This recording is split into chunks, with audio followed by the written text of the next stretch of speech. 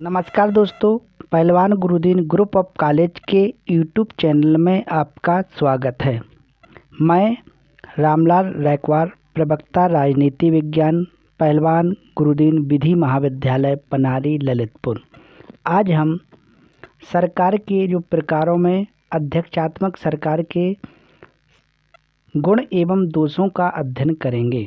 अध्यक्षात्मक सरकार के प्रमुख गुण। पहला जो अध्यक्षात्मक सरकार का गुण है, स्थायी सरकार।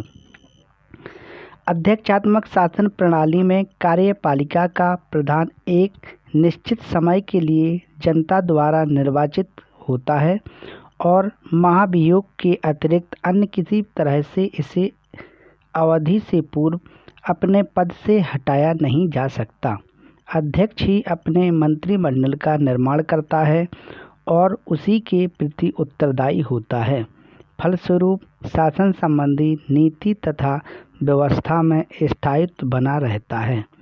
अध्यक्षात्मक शासन का दूसरा जो गुण है, कुशल प्रशासन। अध्यक्षात्मक शासन सरकार शक्ति पृथक्करण के सिद्धांत पर संगठित होती है। कार्यपालिका का क्षेत्र निश्चित होता है और व्यवस्थापिका की शक्तियां सीमित।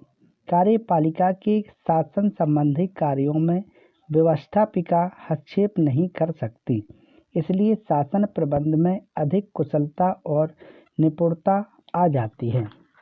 अध्यक्षात्मक सरकार का जो तीसरा गुण है, दलबंदी के दोषों से मुक्त।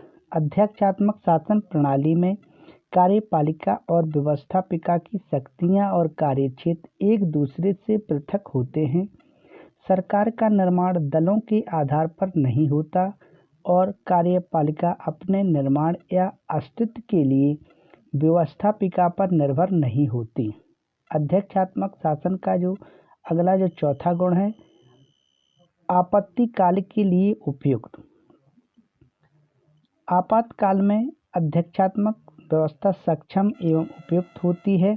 इस व्यवस्था में कार्यपालिका की शक्ति एकमात्र राष्ट्रपति के हाथों में केंद्रित होती है। फलस्वरूप राष्ट्र पर कोई आपत्ति या संकट आने पर शीघ्र निर्णय लेने में कोई कठिनाई नहीं होती है। इस प्रकार अध्यक्षात्मक सरकार के गुणों के अध्ययन के बाद हम अध्यक्षात्मक शासन प्रणाली में जो प्रमुख दोष हैं उनका अध्ययन करेंगे।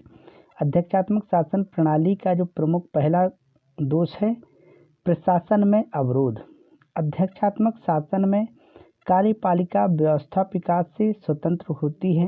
ऐसी दशा में कभी कभी शासन के दोनों अंगों में असहयोग उत्पन्न हो जाता है। ऐसे गत्या अवरोध से शासन व्यवस्थित रूप से नहीं चल पाता। अध्यक्षात्मक सरकार का जो दूसरा दोष है, परिवर्तनशीलता का अभाव। इस प्रणाली का एक प्रमुख दोष यह है कि यह लचीली नहीं होती। यह राज्यों की बदलती हुई आवश्यकताओं के अनुसार बदली नहीं जा सकती। अध्यक्षात्मक सरकार का जो अगला दोष है, निरंकुशता की संभावना। इस शासन प्रणाली में कार्यपालिका की निरंकुश होने की पर्याप्त संभावना बनी रहती है। इसमें कार्यपालिका का प्रधान न तो जनता के नियंत्रण में रहता है और न व्यवस्थापिका के सदस्यों के। अध्यक्षात्मक सरकार का जो अगला दोष है, अनुत्तरदायी शासन। अध्यक्षात्मक शासन व्यवस्था शक्ति पृथक्करण पर आधारित होती है, जिससे सत्ता विविध संस्थाओं और समितियों में बंट जाती है। फलस्वरूप वहाँ किसी का प्रत्यक्ष उत्तरदायित्व नहीं होता।